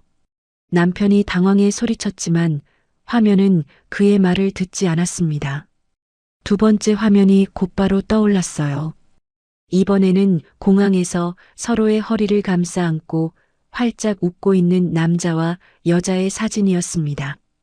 2달 전 낯선 번호로 제 휴대폰에 처음 도착했던 바로 그 사진이었어요. 연회장의 웅성거림이 커졌습니다. 사람들의 시선이 사진 속 남자와 마이크를 쥔 채 하얗게 질려가는 남편을 번갈아 오갔어요. 그리고 사진 속 여자와 연회장 한쪽에 굳어버린 민서아를 향해서도요. 민대리 아니야, 저거. 누군가 낮게 중얼거렸습니다. 민서아의 얼굴이 순식간에 새파랗게 질렸어요. 그 여자는 어쩔 줄을 모르고 주변을 두리번거렸습니다. 아니에요. 저건 합성이에요. 누가 저를 모함하려고. 민서아가 떨리는 목소리로 소리쳤지만 세 번째 화면이 그 말을 곧바로 짓밟았습니다. 이번에는 호텔 결제 내역과 명품 매장 영수증이었어요. 카드 주인의 이름 석자가 다름 아닌 제 남편의 이름이었습니다. 그리고 결제 장소마다 두 사람이 함께 찍힌 사진이 나란히 붙어 있었어요. 저는 그제야 알았습니다. 이 완벽한 자료들이 어디서 나온 것인지를요. 이건 단순히 밖에서 사진 몇 장 찍어서는 절대 만들 수 없는 것들이었어요. 회사 안에서 남편의 카드 내역과 동선을 낱낱이 아는 누군가가 아니면 결코 모을 수 없는 자료였습니다. 여보, 이게 다 뭐야? 당신이 이런 거야? 남편이 마이크를 내던지고 저에게 다가와 팔을 붙잡았습니다. 그 손이 2달 전 다른 여자의 허리를 감싸던 그 손이었어요. 저는 그 손을 조용히 뿌리쳤습니다. 그리고 처음으로 남편의 눈을 똑바로 바라보며 입을 열었어요. 왜요? 회식이라면서요. 그냥 회사 동료라면서요. 나한테는 당신밖에 없다면서요. 제 목소리는 조금도 떨리지 않았습니다. 오히려 얼음장처럼 차분했어요. 남편은 제 눈빛을 보고는 흠칫 뒤로 물러섰습니다. 지난 세월 동안 한 번도 본 적 없는 아내의 얼굴이었을 테니까요. 바로 그때였습니다. 연회장 뒤편문이 열리며 한 남자가 들어섰어요. 순하고 선한 인상에 어딘가 지쳐 보이는 중년의 남자, 서준영이었습니다. 윤 여사가 부른 그대로 그 사람은 아무것도 모른 채 어머니의 소원을 지키러 그 자리에 온 거예요. 서준영은 연회장에 들어서자마자 걸음을 멈췄습니다. 그의 시선이 커다란 화면에 못 박혔어요. 자기 아내가 다른 남자와 공항에서 끌어안고 웃는 사진. 호텔 결제네요. 그리고 그 위로 다시 떠오른 자기를 곰이라 조롱하던 문자 메시지까지. 순하던 그 얼굴이 제가 지켜보는 앞에서 서서히 일그러졌습니다. 사람 좋은 웃음이 사라진 자리에 배신당한 남자의 처절한 분노가 차올랐어요. 그는 화면과 아내를 번갈아 바라보다 결국 목이 잠긴 목소리로 겨우 한마디를 뱉었습니다. 서아야, 저게 다 뭐야? 저 사진 속 사람, 너 맞아? 민서아의 얼굴이 백지장처럼 하얘졌습니다. 그 여자는 남편을 발견하고는 그 자리에 얼어붙었어요. 여보. 아니야. 이건 오해야. 내가 다 설명할게. 오해? 지금 이 화면 속에 있는 게 다 오해라고? 서준영의 목소리가 부들부들 떨렸습니다. 그는 비틀거리며 앞으로 걸어 나왔어요. 그 순하던 눈에서 뜨거운 것이 뚝뚝 떨어지고 있었습니다. 곰이라 불리던 남자가 처음으로 맹수처럼 이를 악물었어요. 그때 연회장 저편에 조용히 서 있던 윤 여사가 마침내 걸음을 옮겼습니다. 사람들이 그분에게 길을 터주었어요. 그분은 아주 천천히 그러나 조금의 흔들림도 없는 걸음으로 민서아 앞에 다가섰습니다. 어머님, 민서아가 윤 여사를 발견하고는 다급하게 매달렸습니다. 어머님, 저 좀 도와주세요. 저 사람들이 저를 모함하는 거예요. 어머님은 제 편이시잖아요. 윤 여사는 며느리를 물끄러미 내려다보았습니다. 그 눈빛에는 노기도 슬픔도 없었어요. 그저 오래 벼려온 칼처럼 서늘한 결심만이 담겨 있었습니다. 서아야, 내가 너를 처음 며느리로 들이던 날 친딸처럼 여기겠다고 다짐했었다. 그런데 너는 나를 뭐라고 불렀지? 구닥다리 노인네라고 했다더구나. 내 아들은 곰이라고 부르고. 민서아의 얼굴이 흙빛으로 변했습니다. 자기가 백화점에서 떠들었던 그 말들이 어떻게 시어머니의 귀에까지 들어갔는지 알 수 없다는 표정이었어요. 그건 됐다. 더 들을 것도 없어. 윤 여사의 손이 허공을 갈랐습니다. 짝 하는 소리가 연회장에 울려 퍼졌어요. 그분이 며느리의 뺨을 친 겁니다. 우아한 귀부인의 손끝에서 나온 오래 참아온 세월의 무게가 실린 한 대였어요. 오늘부로 너는 우리 집안과 아무 상관없는 사람이다. 파문이야. 다시는 내 아들 앞에, 내 앞에 나타나지 마라. 민서아는 뺨을 감싸 쥔 채 그 자리에 주저앉았습니다. 바로 그 순간 정신을 놓고 서 있던 서준영이 성큼성큼 걸어와 제 남편의 멱살을 잡았어요. 이 나쁜 놈. 남의 아내를 건드려? 나 이거 놓으라고. 다 저 여자가 먼저 꼬리친 거야. 남편이 발버둥을 쳤지만 서준영의 주먹이 그보다 빨랐습니다. 퍽 하는 소리와 함께 남편이 뒤로 나동그라졌어요. 사람 좋던 남자가 이렇게 무너질 때까지 대체 얼마나 많은 것을 참고 삼켜왔을까? 저는 그 광경을 조용히 바라보았습니다. 연회장은 순식간에 아수라장이 되었어요. 사람들이 웅성거리며 저마다 휴대폰을 들었고 남편은 코피를 흘리며 바닥에 주저앉아 있었습니다.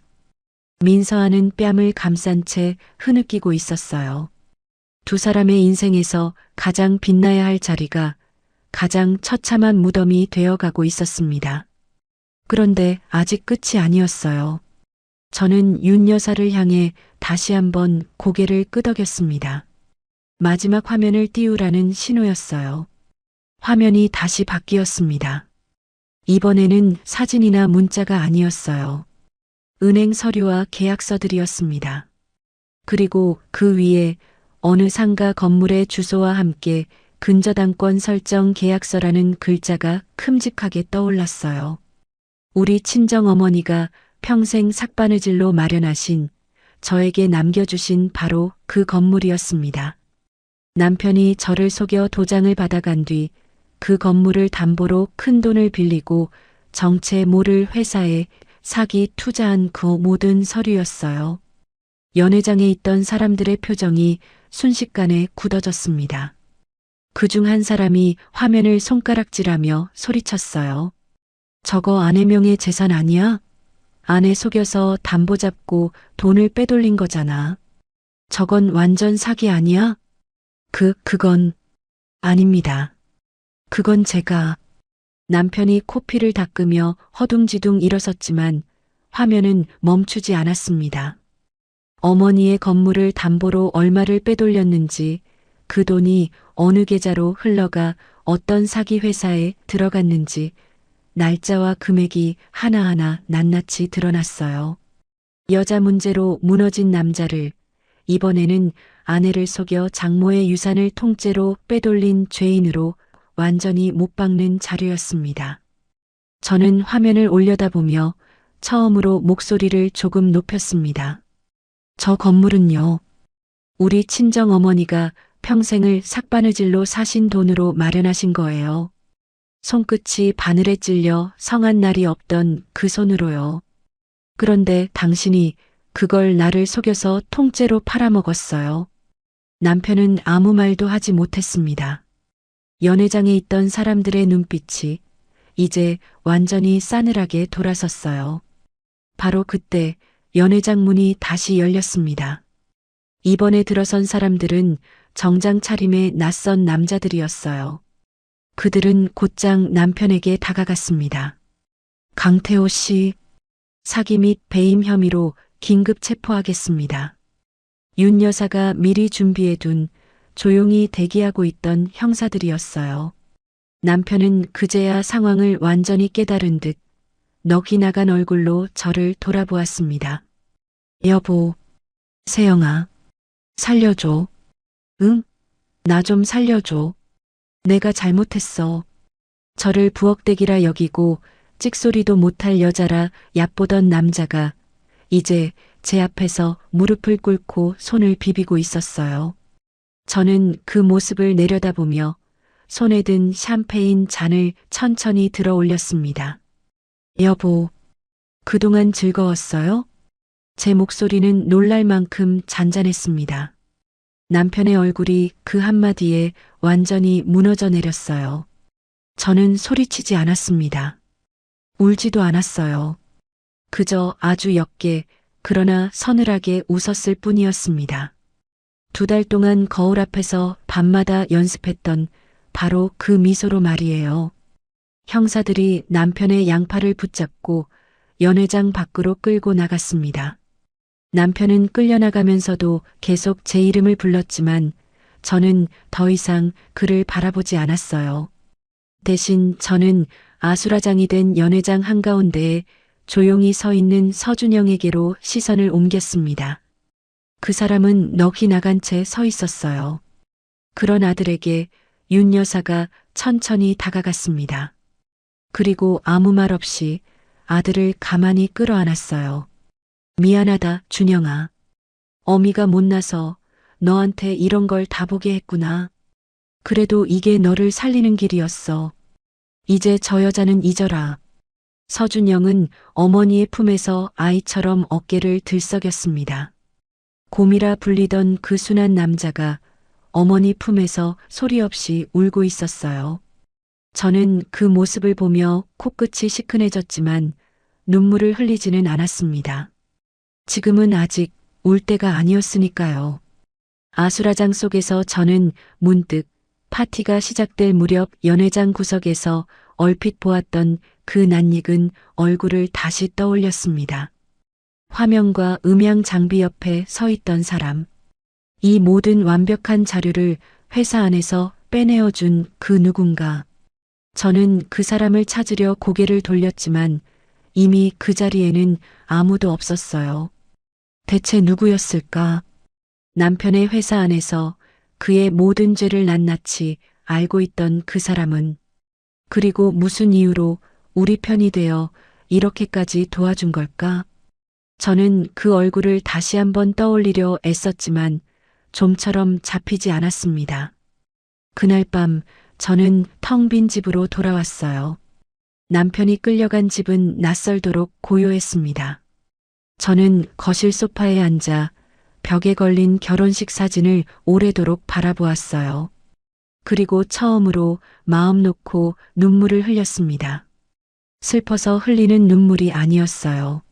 마침내 제 이름 석자를, 그리고 우리 어머니의 이름을 되찾은 그런 눈물이었습니다. 윤 여사의 말이 옳았어요. 저 사람을 산거지로 만들어 놓고 흘리는 눈물은 그 맛이 정말로 달랐습니다. 파티가 있고 나서 며칠이 정신없이 흘러갔습니다. 남편은 경찰에 넘겨졌고 회사는 발칵 뒤집혔어요. 소문은 업계에 삽시간에 퍼졌습니다. 잘 나가던 대기업 팀장이 제 아내를 속여 장모의 유산을 담보로 돈을 빼돌리고 그 돈으로 사기 투자에 손을 댔다가 붙잡혔다는 이야기는 사람들 입에 오르내리며 큰 파장을 일으켰어요. 저는 그동안 남편이 저 몰래 벌여온 일들이 얼마나 큰 것이었는지를 그제야 조금씩 알게 되었습니다. 남편이 서재에 숨겨두었던 그 서류 몇 장은 사실 빙산의 일각에 불과했어요. 그 사람은 우리 어머니의 건물을 담보로 빌린 돈은 물론이고 그동안 저 몰래 빼돌린 돈까지 몽땅 정체 모를 회사에 쏟아부었더군요. 두 사람의 앞날을 위해 준비한다면서요. 그러던 어느 날 밤이었습니다. 저는 옷장 맨 안쪽 깊숙이 숨겨두었던 그 봉투를 마침내 꺼냈어요. 윤 여사가 묻지도 말고 열지도 말라며 건네주었던 그 단단히 봉인된 봉투였습니다. 이제는 열어도 될 때가 된 것 같았어요. 저는 떨리는 손으로 봉인을 뜯었습니다. 봉투 안에는 남편의 죄를 낱낱이 증명하는 서류들이 가지런히 정리되어 있었어요. 어머니의 건물이 어떻게 담보로 잡혔는지, 빼돌린 돈이 어느 계좌로 흘러갔는지, 그 사기 회사와 어떻게 얽혀 있는지, 날짜와 금액까지 하나도 빠짐없이 적혀 있었습니다. 그런데 그 서류들 맨 아래에 손으로 쓴 편지 한 장이 함께 들어 있었어요. 저는 그 편지를 조심스럽게 펼쳤습니다. 그리고 첫 줄을 읽는 순간 심장이 쿵 내려앉았어요. 사모님께 저를 기억하시는지요? 언젠가 회사 계단에서 저에게 손수건 한 장을 건네주셨던 사모님을 저는 하루도 잊은 적이 없습니다. 저는 숨이 멎는 것 같았습니다. 손수건, 그 손수건이라면. 저는 떨리는 손으로 편지를 계속 읽어내려갔어요. 저는 강태호 팀장님 밑에서 일하던 비서 조민경입니다. 그날 사모님께서 저에게 건네주신 손수건과 따뜻한 말 한마디를 저는 지금도 마음속에 간직하고 있습니다. 편지를 든 제 손이 부들부들 떨렸습니다. 그날 회사 계단 구석에서 눈물을 훔치던 그 여직원, 제가 손수건을 건네주었던 그 사람, 남편이 사람들 앞에서 모욕하고 협박하던 그 젊은 비서, 그 사람이 바로 이 모든 완벽한 증거를 윤 여사에게 넘겨준 정보원이었던 거예요. 저는 편지를 손에 든 채 그 자리에 주저앉고 말았습니다. 파티장 구석에서 얼핏 보았던 그 낯익은 얼굴이 이제야 또렷하게 떠올랐어요. 화면과 음향 장비 옆에 조용히 서 있던 사람. 그 사람이 바로 조민경이었습니다. 저는 곧바로 윤 여사에게 전화를 걸었습니다. 편지를 읽었다고, 정보원이 조민경이었다고, 도무지 믿기지 않는다고 말했어요. 수화기 너머에서 윤 여사가 나직이 웃었습니다. 이제 아셨군요, 세영 씨. 내가 그때 그랬죠. 이 증거를 나한테 넘겨준 사람은 세영 씨가 생각하는 것보다 훨씬 가까이에 있다고. 그리고 아주 뜻밖의 이유로 우리 편이 되었다고요. 그런데 여사님이 그 사람을 우리 편으로 끌어들이신 거 아니었어요? 제 물음에 윤 여사가 조용히 대답했습니다. 아니에요, 세영 씨. 나는 그 사람을 찾아간 적이 없어요. 그 사람이 제 발로 나를 찾아왔어요. 저는 그 말에 온몸이 굳어버렸습니다. 윤 여사가 차분히 이야기를 이어갔어요. 어느 날 그 사람이 나를 찾아와서 그러더군요. 강태호 팀장 밑에서 일하면서 그 사람이 사모님 어머니 건물을 담보로 잡는 서류를 자기 손으로 처리해 왔다고요. 팀장이 시키는 대로 서류를 꾸미고 돈이 오가는 걸 도왔다고 했어요. 처음엔 협박에 못 이겨서 시작했는데 갈수록 무서워졌다고요. 나중에 일이 터지면 자기 혼자 다 뒤집어 쓰게 될까 봐요. 저는 그제야 그날 조민경이 저에게 했던 말이 떠올랐습니다. 나중에 무슨 일이 터지면 전부 저 혼자 뒤집어 쓰게 되는 건 아닐까 하고요. 그 말이 그런 뜻이었어요. 그런데 세영 씨, 그 사람이 왜 하필 나를 찾아왔는지 아세요? 그 사람이 그러더군요. 그 회사에서 자기를 사람 취급해준 유일한 사람이 사장 부인이었다고요. 계단에서 울고 있을 때 손수건을 건네주며 내 편이 있다고 느끼는 게 중요하다고 말해준 그 사람이요. 그 한마디가 자기 마음에 오래 남아 있었대요. 저는 편지를 손에 든 채 소리 없이 눈물을 흘렸습니다. 제가 아무 생각 없이 건넨 손수건 한 장이, 따뜻한 말 한마디가 이렇게 판을 통째로 뒤집어 놓았을 줄이야. 저는 그저 힘들어하는 사람이 안쓰러워 손을 내밀었을 뿐이었어요. 그런데 그 작은 친절이 남편을 무너뜨린 가장 결정적인 열쇠가 되어 돌아온 겁니다. 편지의 마지막 줄에는 이렇게 적혀 있었습니다. 사모님, 저는 이제 그 회사를 떠납니다. 팀장님이 시킨 나쁜 일에 손을 담근 죄로 저 역시 벌을 받아야 마땅하겠지요. 하지만 모든 것을 정직하게 털어놓았으니 부디 새 삶을 시작할 용기만은 잃지 않으려 합니다. 그날 사모님이 저에게 그러셨죠. 세상에 영원히 감춰지는 일은 없다고요. 그 말씀이 옳았습니다. 이 은혜, 저 평생 잊지 않겠습니다. 저는 그 편지를 몇 번이고 다시 읽었습니다. 그리고 마음속으로 조용히 다짐했어요. 언젠가 이 사람을 다시 만나게 된다면 그때는 제가 이 사람에게 손을 내밀어 주겠다고요. 그 뒤로 두 사람의 몰락은 걷잡을 수 없이 이어졌습니다. 남편은 재판에서 사기와 배임 혐의가 모두 인정되어 징역 3년을 선고받았어요. 무엇보다 다행이었던 것은 윤 여사가 붙여준 변호사 덕분에 우리 어머니의 그 건물을 되찾을 수 있었다는 겁니다.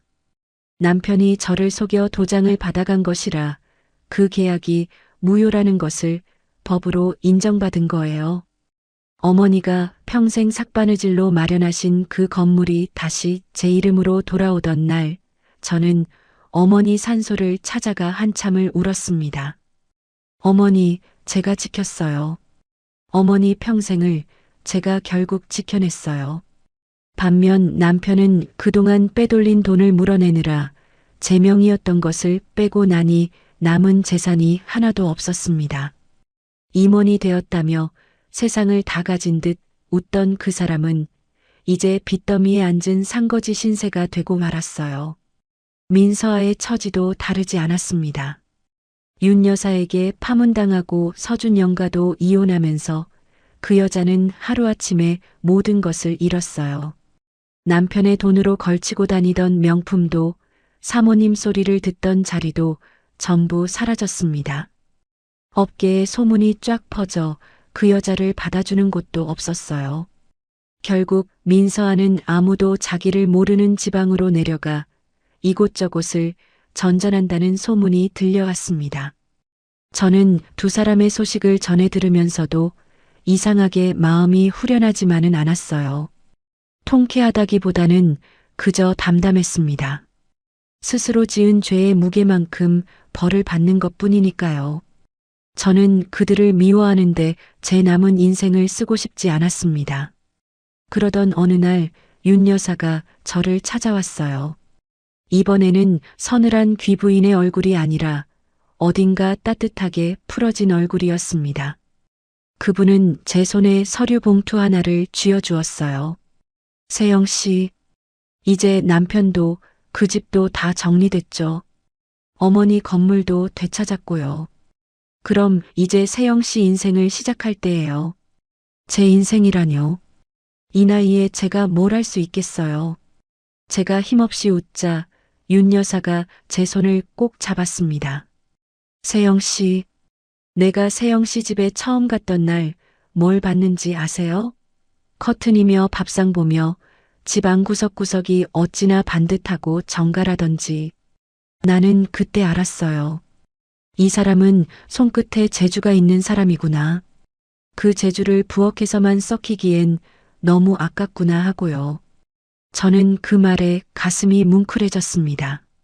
남의 집 삭바느질을 하던 친정 어머니에게서 물려받은 그 손재주를 이 사람이 알아봐 준 거예요. 지난 세월 동안 남편은 단 한 번도 봐주지 않았던 것을요. 세영 씨, 되찾은 그 건물에 세영 씨 이름을 건 인테리어 디자인 회사를 하나 차려봐요. 어머니가 남기신 그 자리에서 세영 씨가 새로 시작하는 거예요. 이보다 더 좋은 미천이 어디 있겠어요. 첫 거래처는 내가 소개해 줄 테니 걱정 말고요. 나 아는 사람 많은 거 세영 씨도 알잖아요. 저는 그 봉투를 든 채 한참을 망설였습니다. 이 나이에 새로 무언가를 시작한다는 게 두려웠거든요. 그런데 문득 2달 동안 거울 앞에서 웃는 연습을 하던 제 모습이 떠올랐어요. 그 무섭던 파티장에서도 끝까지 미소를 잃지 않았던 저였습니다.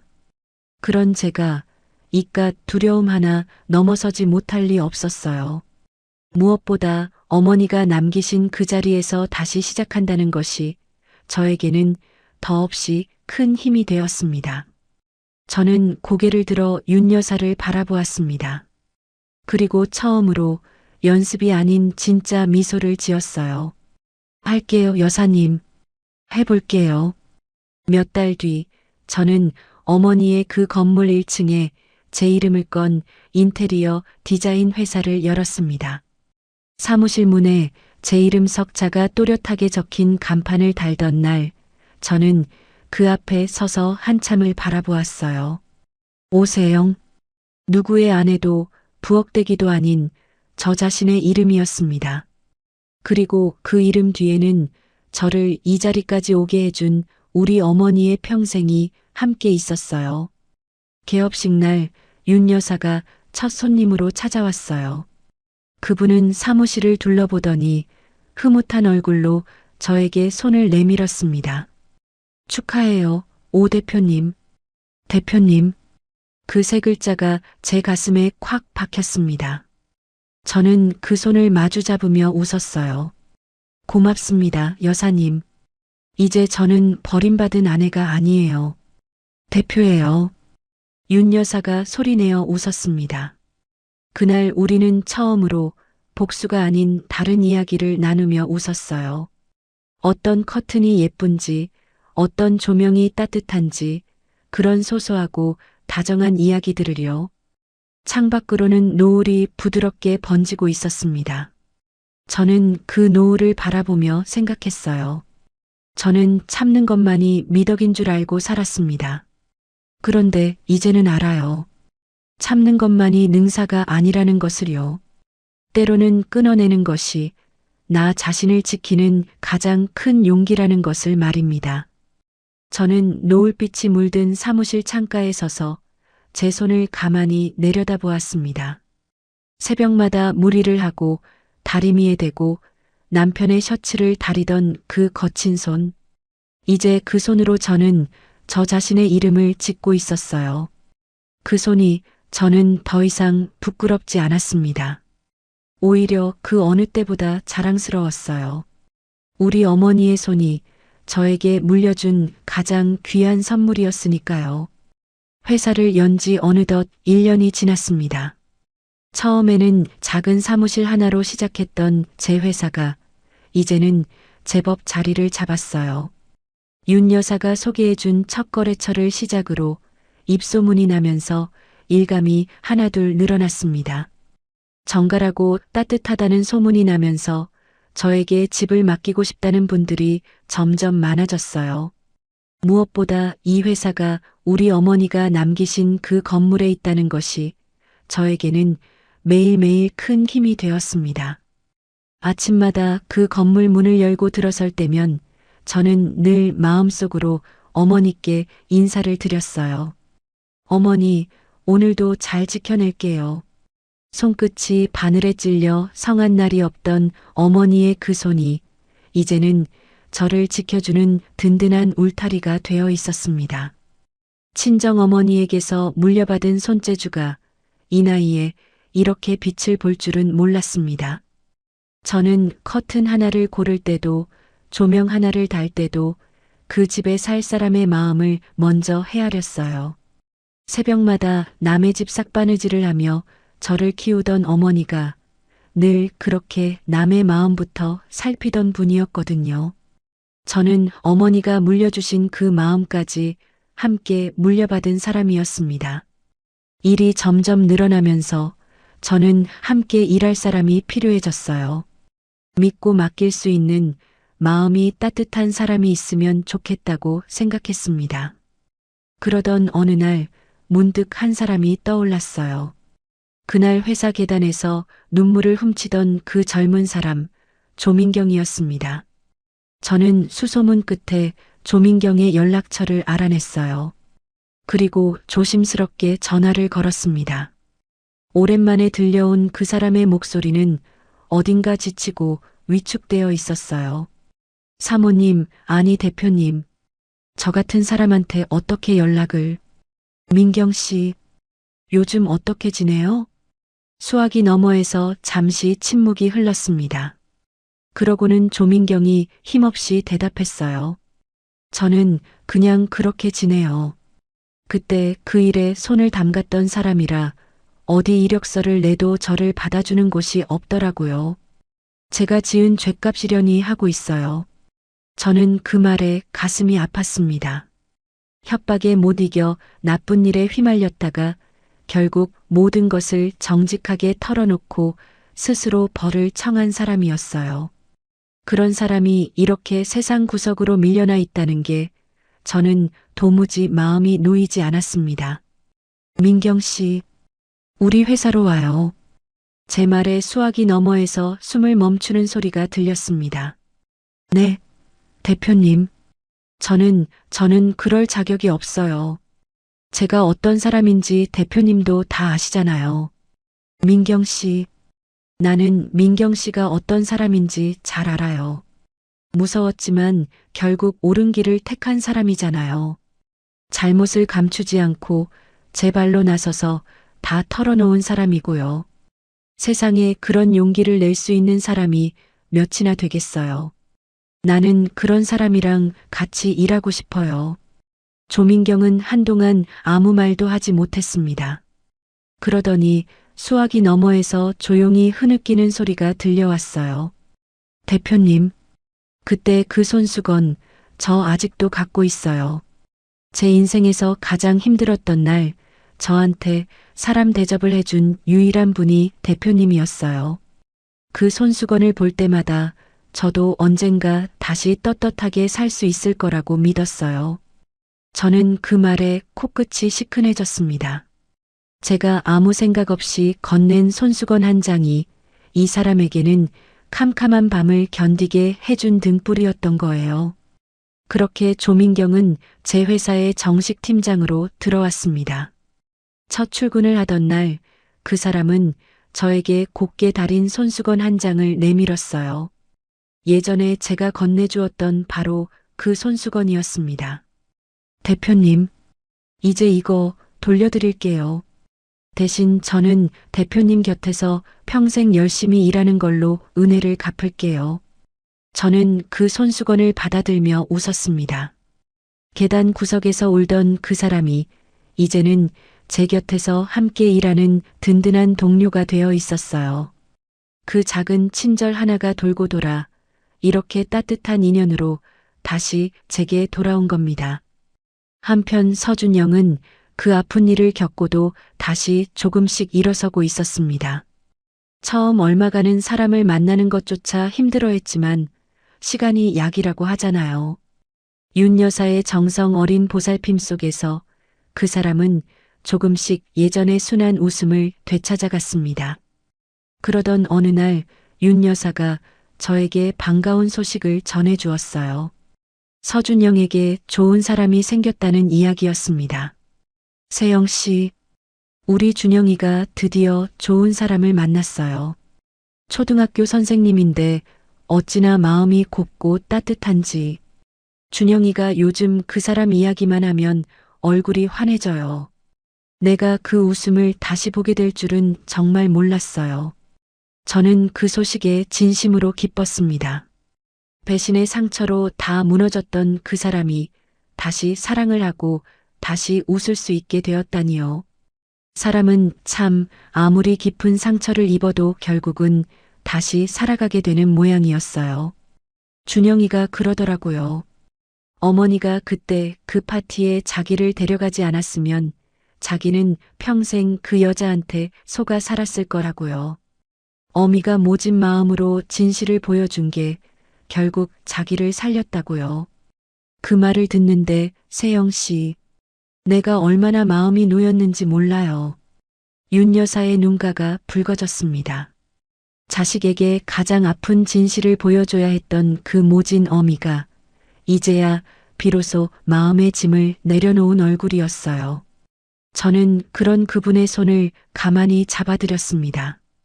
그날 저녁 윤 여사와 저는 한강이 내려다 보이는 조용한 식당에서 마주 앉았습니다.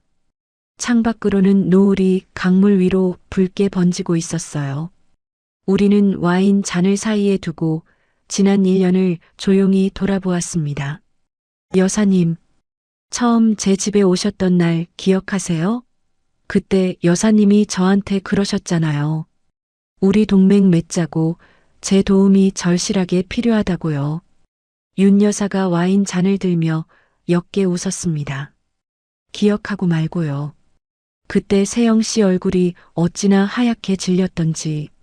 그런데 여사님, 이제 우리는 동맹도 아닌 것 같아요. 제 말에 윤 여사가 잠깐 저를 바라보았습니다. 저는 그분을 향해 진심을 담아 말했어요. 우리는 이제 그냥 가족 같아요. 피 한 방울 안 섞였지만 세상 그 누구보다 서로를 잘 아는 진짜 가족이요. 윤 여사의 눈에 물기가 어렸습니다. 그분은 잠시 말을 잇지 못하더니 조용히 제 손 위에 자신의 손을 포개었어요. 그래요, 세영 씨. 우리는 가족이에요. 내가 이 나이에 이런 동생을 하나 얻게 될 줄은 정말 몰랐어요. 세영 씨 덕분에 나는 오래전에 삼키기만 했던 그 눈물을 이제야 다 씻어냈어요. 고마워요, 정말. 저는 그 말에 눈시울이 뜨거워졌습니다. 남편에게 버림받았다고 생각했던 그날, 저는 세상에 혼자 남은 줄로만 알았어요. 그런데 그 자리에서 저는 평생을 함께할 진짜 가족을 얻었습니다. 잃은 것보다 얻은 것이 더 많은 인생이었어요. 우리는 한강의 노을을 바라보며 오래도록 이야기를 나눴습니다. 이제는 복수도 미움도 아닌 그저 앞으로의 따뜻한 이야기들을요. 저는 그 자리에서 문득 지난 세월이 결코 헛되지 않았다는 것을 깨달았습니다. 새벽마다 무리를 하던 시간도, 손끝이 닳도록 이 집을 지키던 시간도, 그리고 눈물로 지새우던 그 2달의 시간까지도요. 그 모든 시간이 있었기에 저는 지금의 저로 다시 태어날 수 있었던 거예요. 집으로 돌아오는 길, 저는 강물 위로 번지는 노을을 오래도록 바라보았습니다. 그리고 마음속으로 조용히 제 이름을 다시 한번 불러보았어요. 오세영. 이제 그 이름은 그 누구의 그늘에도 가려지지 않는 저만의 이름이었습니다. 그리고 그 이름 뒤에는 저를 이 자리까지 지켜준 우리 어머니가 늘 함께 있었어요. 이 이야기를 들으시는 여러분 중에도 지금 혼자 견디고 계신 분이 있을지도 모르겠습니다. 참는 것만이 미덕이라 믿으며 소리내어 울지도 못한 채 하루하루를 버티고 계신 분이요. 그런 분들께 저는 이 말씀을 꼭 드리고 싶어요. 참는 것만이 미덕은 아닙니다. 때로는 끊어내는 것이 나 자신을 지키는 가장 큰 용기입니다. 그리고 여러분이 지금까지 견뎌온 그 시간은 결코 헛되지 않습니다. 오늘 이 이야기가 지금 힘든 시간을 보내고 계신 분들께 작은 용기가 되었으면 좋겠습니다. 이야기를 끝까지 들어주셨다면 잘 들었다고 댓글 하나만 남겨주세요. 구독과 좋아요를 눌러주시는 모든 분들이 행복하시길 기원합니다. 오늘 함께 해주셔서 정말 감사합니다.